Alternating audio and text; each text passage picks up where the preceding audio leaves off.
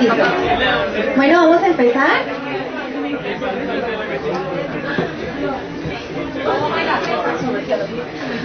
Bien, vamos a hablar hoy sobre citoesqueleto. Tenemos algunas moléculas de las que hemos hablado antes. A ver, pues, organícese, pues. Bien, ¿para qué será que nos sirve a nosotros el esqueleto?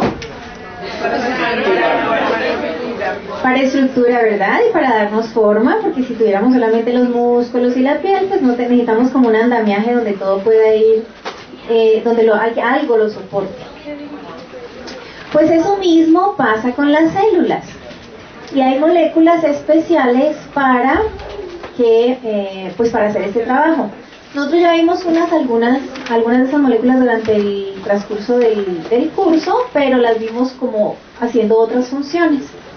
¿Se acuerdan para el movimiento de cilios y flagelos, o cuando hablábamos de absorción? Exacto. Entonces ya los habíamos nombrado, sabemos en ese caso qué funciones cumplían. Ahorita vamos a verlos como componentes o parte del citoesqueleto. ¿Cuáles son las funciones del citoesqueleto? Movimiento de las células. En ese caso pues también hablamos de las células que son musculares y no musculares.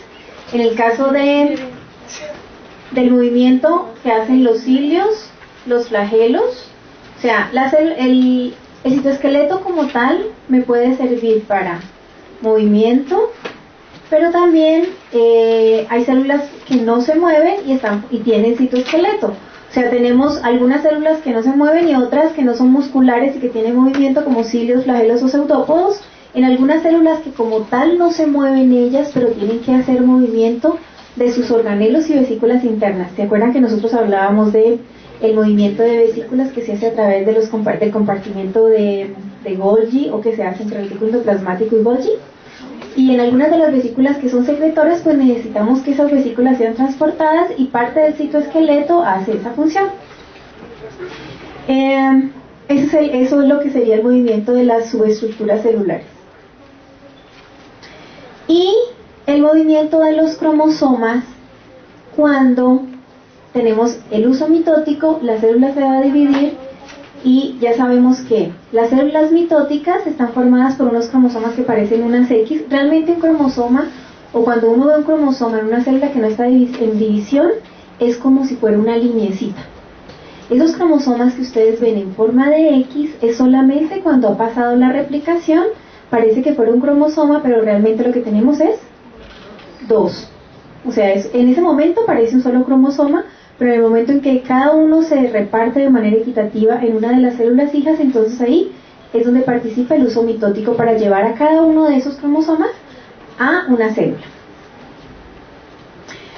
Muy bien, ahorita entonces vamos a hablar sobre los componentes del citoesqueleto, y en orden de su tamaño, digamos que tienen 3 tamaños diferentes, que están los microtúbulos, que son los más grandes, tienen un tamaño aproximado de 25 nanómetros, los que tenemos ahí en la mitad, y eso fue los que vimos asociados con el movimiento de los cilios y flagelos. Tenemos otro que se llaman los filamentos de actina, que se acuerdan que lo habíamos visto en las microvellosidades, y ahorita vamos a ver dónde se encuentran ubicados, y unos que se llaman filamentos intermedios, y el nombre está dado porque se encuentran porque su tamaño no es tan grande como el de los microtúbulos ni tan pequeño como los filamentos de actina. Vamos a ver dónde se encuentran distribuidos. Si observamos la diapositiva, empecemos por los filamentos intermedios. ¿Ustedes se acuerdan cuando hablábamos de las células que en el epitelio, eso lo vimos en el epitelio, en el aparato digestivo? ¿Se acuerdan que decíamos que las células necesitaban contacto unas con otras? Sí, habíamos hablado de contacto célula-célula en el caso de los desmosomas, o en el contacto que había entre el epitelio y la membrana basal. Esos contactos estaban asociados con unas proteínas que, si las vemos ahí, las que encontramos alrededor cuando se ve la célula así. Entonces arriba veamos las microvellosidades, hacia los lados teníamos esos puntos de contacto que habían entre célula y célula, y eso que está ahí hacia el interior, o sea que sale a partir de los contactos, son los filamentos intermedios. y también tenemos algunos que están en la parte basal. Entonces son como unos puntos de contacto, o los puntos en los cuales la celulita o se une con sus células alrededor, con su célula siguiente, en una unión que es un desmosoma que tenía los mismos tipos de moléculas, o lo hace en una forma de hemidesmosoma, hemi, porque la célula proporciona algo, mientras que el epitelio, o mientras que la membrana basal proporciona un elemento diferente.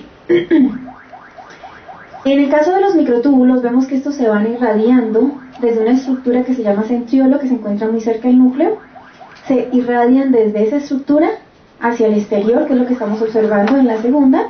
Y por último, los filamentos de actina, valga decir, o hacer la anotación, de que la actina es una de las proteínas más abundantes dentro de la célula y se encuentra principalmente alrededor de la célula. Y obviamente, pues en el caso de las microvellosidades, pues eso formaban parte importante de su estructura.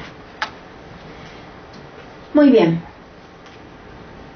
Para tener una idea generalizada de cómo son este tipo de moléculas, vamos a ver que los filamentos, o que los microfilamentos que están formados por actina, igual que los microtúbulos, están formados por proteínas que son de tipo globular, mientras que los filamentos intermedios son proteínas de tipo fibroso. Cuando se hacen o cuando se utilizan detergentes es muy fácil disolver los microtúbulos y los filamentos de actina en sus unidades constituyentes, o sea, en las proteínas globulares, pero no ocurre lo mismo con estas proteínas fibrosas.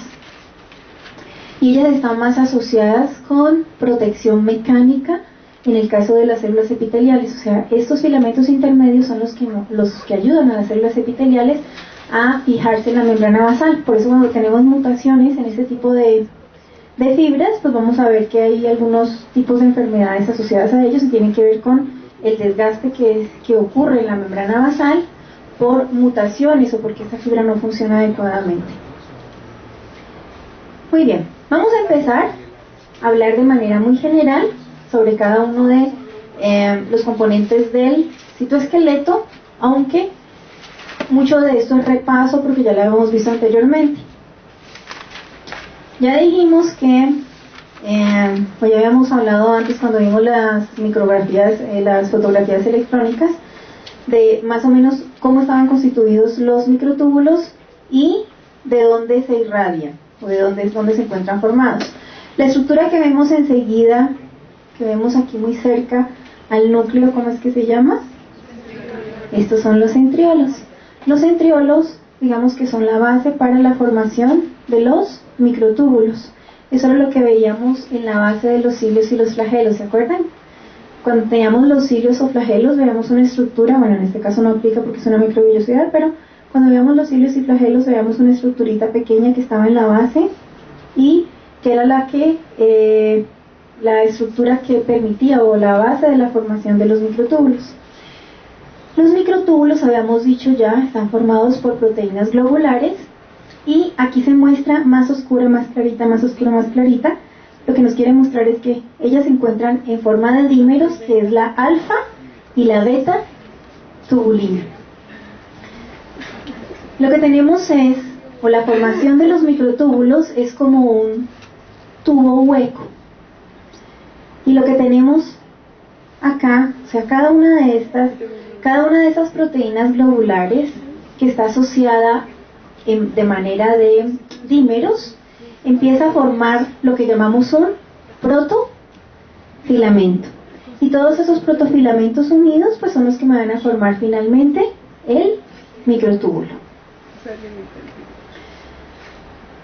Bien, se llaman heterodímeros porque esta proteína, las dos proteínas pues son diferentes, una es la alfa y la beta tubulina. Ahorita vamos a ver que una de ellas se une el ATP y el otro se une el GTP, y es el que permite el crecimiento del microtúbulo como tal. Digamos que esta es una fotografía más como para mostrar la asociación que existe entre la alfa y la beta tubulina. Entonces nos está mostrando, en este caso lo que nos está señalando sería un este sería el protofilamento. El protofilamento, lo mismo que habíamos dicho antes. Entonces tenemos la estructura de la beta y de la alfa tubulina para formar Y la asociación de varios de estas mismas cositas, o sea, tenemos varios protofilamentos, la asociación o la suma de varios es lo que nos va a dar como tal el microtúbulo. Y en la mitad tendríamos una estructura que es hueca, se conoce como el lumen del microtúbulo. Aquí es una micrografía electrónica y nos está mostrando a los lados tendríamos los protofilamentos y al interior el lumen. Muy bien. Es importante decir que en el caso de los microtúbulos tienen polaridad de un extremo menos y un extremo más. Siempre que estamos cerca del centriolo, ese sería el extremo menos y el que está al extremo La periferia. del microtúbulo sería el más. Eso se debe a que la adición o la polimerización de microtúbulos es más rápida sobre el extremo menos que sobre, sobre el extremo más que sobre el extremo menos. Y eso hace posible que al ser estructuras polarizadas la disposición de los microtúbulos tenga pues diferentes funciones. Bien, aquí estamos observando observamos cómo se hace el crecimiento de los microtúbulos. O sea, los microtúbulos crecen gracias a que ellos tienen una caperuza, lo que llamamos una caperuza de GTP. La caperuza de GTP quiere decir que tenemos esta alfa y beta tubulina, pero ellos se encuentran asociados a GTP. Esa es la estructura que vamos a conocer, o el lado que es positivo, y donde se empiezan a adicionar con mayor velocidad moléculas o heterodímeros, y esos heterodímeros se van asociando, y a medida que se van asociando ellos van creando el casquete que lo llamamos un casquete, que es de tipo positivo asociado con GTP, lo que permite el crecimiento del microtúbulo. Cuando intercambiamos o ya no tenemos ese casquete de GTP, sino que es un casquete de GDP, esa es la estructura menos. La estructura menos es una estructura que crece con menor velocidad, o sea, tiene menor afinidad para estarse uniendo comparada con la estructura de GTP. Entonces aquí solamente es para mostrarles lo que hace la polimerización. La polimerización en el extremo más y en el extremo negativo. El extremo negativo es más susceptible a ser despolimerizado, o sea, como la unión no es tan afín, digamos que es más fácil como desgranar la estructura que lo que ocurre con el extremo positivo. Porque es importante considerar los dos extremos. Ahorita vamos a ver que algunas vesículas o moléculas que viajan a través de los microtúbulos lo hacen bien sea en dirección positiva o en dirección negativa. Bueno, y ahí también la formación siempre para que se polimerice se necesita que el trímero se una a GTP. Ese GTP se puede hidrolizar a GDP más poco, porque esa hidrólisis promueve la despolimerización de microtúbulos. Entonces, en un momento determinado hay microtúbulos que se están armando y desarmando. ¿De qué depende que se desarme? Cuando se hidroliza el GTP a GDP más poco.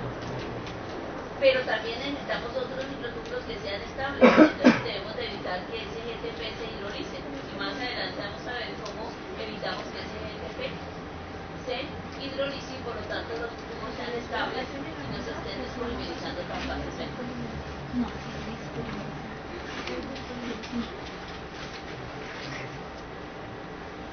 Bien, bueno, esto simplemente es para mostrarles la organización de la organización del centro organizador de los microtúbulos, que ya habíamos dicho está asociada con los centriolos. Aquí nos está mostrando la diferencia que hay en un corte. ¿Se acuerdan que cuando hablábamos de la base de los microtúbulos? Hay una diferencia fundamental, y es en los centriolos, que son la base de formación, ya no estaban formados era por tripletas y no por dupletas. Y es la estructura que estamos observando que se encuentra enseguida de la membrana nuclear o enseguida del núcleo. Pero ahí también se tiene que resaltar que los centriolos son solamente estructuras típicas de las células animales. Las células vegetales carecen de centriolos. Y en el caso de que la célula esté en interfase, siempre una célula animal en interfase tiene un centriolo, uno dispuesto con el otro formando un ángulo recto, y una nube de monómeros de tubulina alrededor de ella, que es lo que nosotros denominamos los satélites pericentriolares.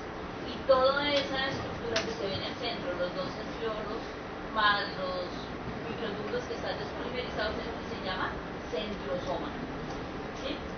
ahí hay dos tipos de turbina, ya la doctora Vicky les había hablado de la turbina alfa y la turbina beta. Ahí también hay un tipo de turbina gamma, que es muy importante en la formación de nuevos microtúbulos. Entonces cuando nosotros hablamos que vamos a formar un microtúbulo de nuevo, decimos que el centro iniciador de la turbina gamma, cuando yo hago es enlocación de un tubo que ya está preexistente, entonces ahí no necesito turbina gamma. Es muy importante entender eso. ¿Y por qué las células vegetales se pueden formar uso mitótico? Las células vegetales tienen uso mitótico porque aunque no tienen centriolos, tienen en el centro de la célula una región donde está concentrada turbina gamma, alfa y beta, que puede reorganizar y formar los microtúbulos en el caso de la división celular para formar el uso mitótico. Sí, pero recuerden que solamente son constituyentes de los microtúbulos la alfa y beta tubulina. La gamma solamente forma parte, o digamos que hace parte de todo este complejo para la creación como tal de los microtúbulos, o sea, para que ellos puedan empezar a ensamblarse. No hace parte del ensamblaje, pero lo que hace parte es de la polimerización de los microtúbulos como tal. Bueno, dentro de las funciones, digamos que hay unas funciones generales que cumple el citoesqueleto y van a ser comunes a cada uno de sus constituyentes.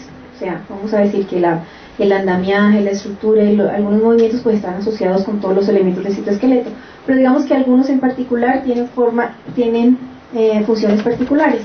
El de dar forma celular digamos que eso es común a todos los elementos del citoesqueleto. El transporte intracelular está asociado con los microtúbulos y puede hacerse, o sea, es lo que hacen los organelos al interior, pero eso lo hacen no solamente ellos como tal, sino que deben estar asociados a proteínas. Algo curioso digamos que el transporte de los gránulos de pigmento, lo que ocurre con los anfibios y algunos peces, para el cambio de coloración, lo que hacen es que cuando ellos tienen, por ejemplo, un color claro, quiere decir que todas las proteínas o que esos pigmentos que le dan coloración se van ubicando como hacia alrededor de la membrana. En el momento que ellos quieren mimetizarse, lo que ocurre es que todos esos pigmentos se reparten de manera homogénea en la célula, de manera que hace que cambien rápidamente de color.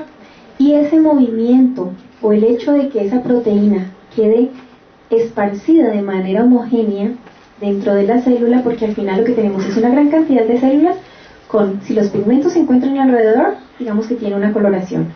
Pero cuando esos pigmentos empiezan a repartirse de forma homogénea en toda la célula, pues el animal inmediatamente cambia de color y eso está asociado con los microtúbulos.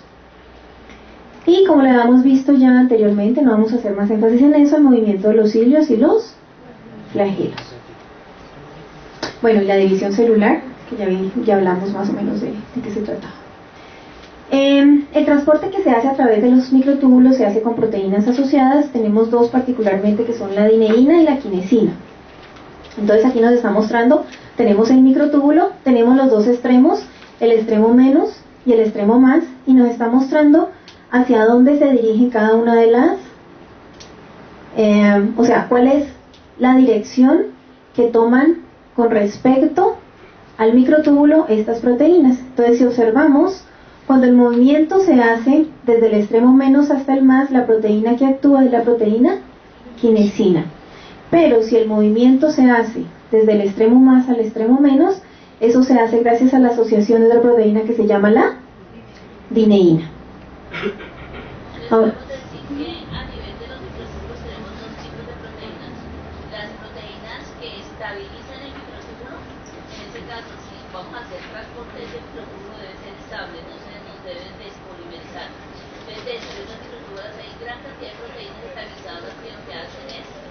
impedir, o sea, colocarse donde se va a hacer la hidrolisis del GNP.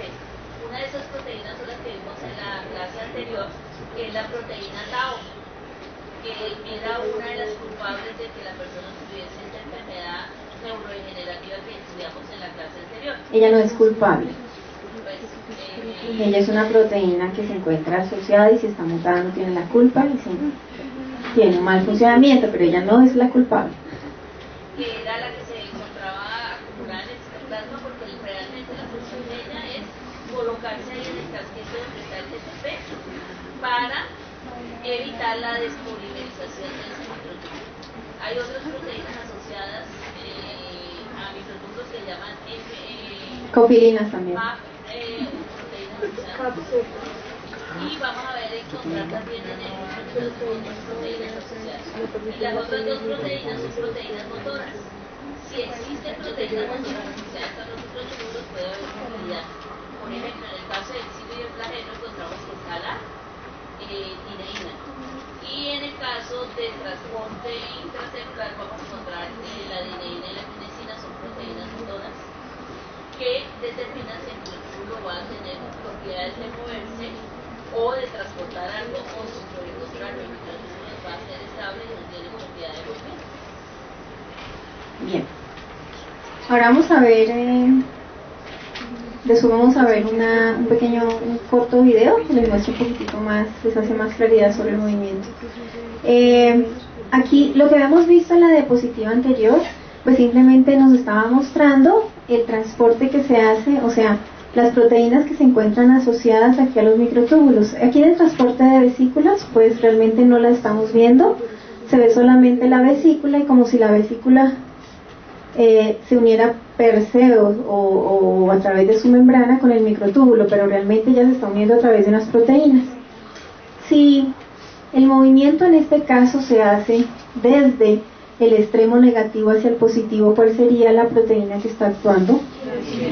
La quinesina. Entonces aquí lo que me muestra son cómo esto es una célula que, o sea, lo que tenemos acá son unas vesículas sinápticas que se están produciendo. ¿En qué parte? ¿De dónde están saliendo? ¿Cómo se llama esto? El aparato de Golgi. Entonces recuerdan, del aparato de Golgi salen las proteínas se encuentran embebidas al interior de la membrana, pero para poder que sean transportadas hacia el final de la célula o hacia esta parte de la vesícula, la parte sináptica, entonces lo que necesitamos es que ellas viajen a través de los microtúbulos, porque es la única forma en la que ellas pueden alcanzar un sitio de la célula, o sea que pueden ir desde un sitio de la célula hacia otro.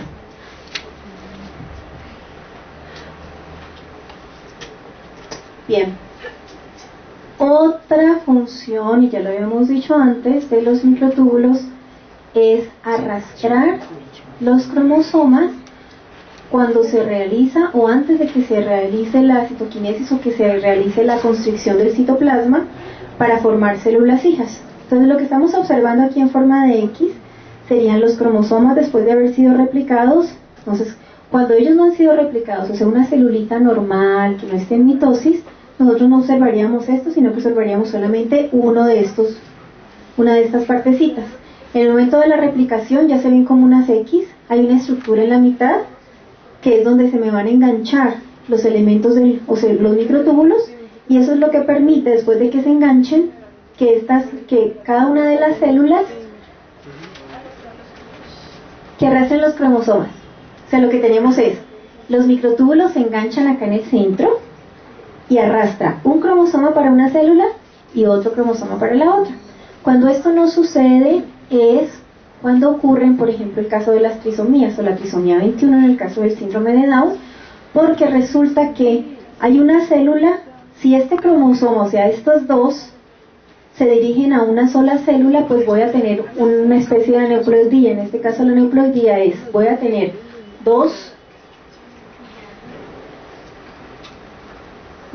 dos cromosomas de un tipo en una esquina y voy a tener otra celulita que va a ser completamente ausente o no va a tener esos cromosomas. Cuando, digamos que en el caso de los autosomas, aquellos que no son sexuales, generalmente la falta de un cromosoma no es viable, o sea, sería un feto, sería un embrión que no es viable.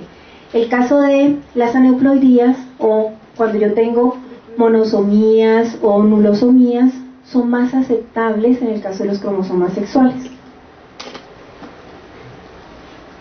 Muy bien, ahora vamos a hablar sobre los filamentos intermedios. A diferencia de los filamentos de actina y de los microtúbulos, ¿cuál es la diferencia fundamental con respecto a ellos? Muy bien, están compuestos por proteínas fibrosas se despolimerizan con la misma facilidad que lo hacen los de actina, los microtúbulos. ¿La verdad? Son más difíciles. Entonces, vemos unos sitios como puntuales donde los podemos encontrar, y habíamos dicho, es en los sitios de unión entre las células, o en la parte basal, o en la parte que nos une con la membrana basal. Vamos a ver cómo se encuentran constituidos. Bueno, ya habíamos dicho que son proteínas de gran resistencia, hay muchas proteínas asociadas, hay posibilidades, o existe la posibilidad de caracterizar la metástasis de un tumor cuando uno hace un análisis de los filamentos intermedios. Exacto, identifica de dónde es el origen, porque hay diferentes tipos de células que tienen, o sea, digamos que todas las células no tienen los mismos tipos de filamentos, porque hay muchas proteínas asociadas a filamentos intermedios. Entonces hay unas que son asociadas a células nerviosas, otras a células musculares. Entonces, dado esa especificidad, es posible determinar de dónde proviene la célula metastásica. Y ya, pues, igual que lo anterior, son constituyentes estructurales de muchos tejidos. Ya vimos que una de las características principales, o digamos que una de las funciones principales, es la resistencia mecánica. Lo que estamos observando en las fotografías esto es una célula epitelial, un tejido epitelial que se une a una membrana basal. Esto sería una forma normal, o la forma en que encontramos las células epiteliales unidas a una membrana basal. Lo que observamos de la derecha, en la gráfica de la derecha, o en la fotografía de la derecha, es cuando estas proteínas o estos filamentos intermedios no funcionan. Lo que ocasiona es que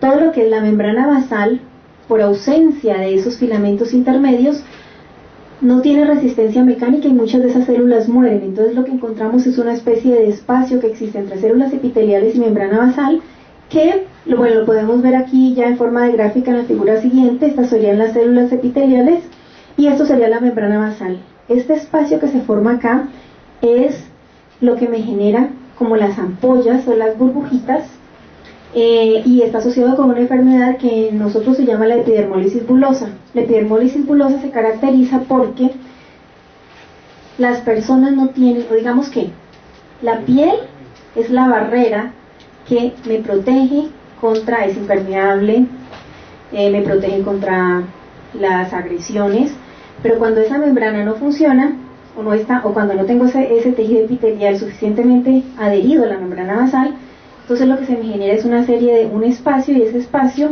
se me llena como de, como de pus en caso de que tenga ese tipo de contaminación, y me genera unas especies de burbujas.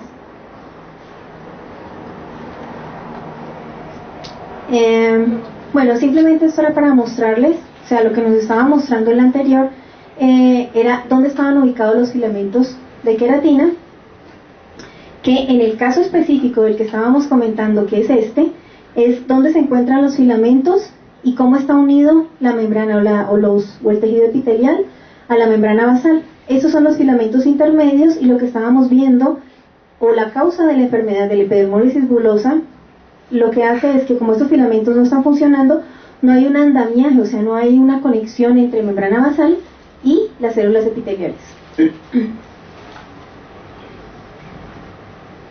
¿Cómo se descubrió o cómo se asoció la epidermólisis bulosa con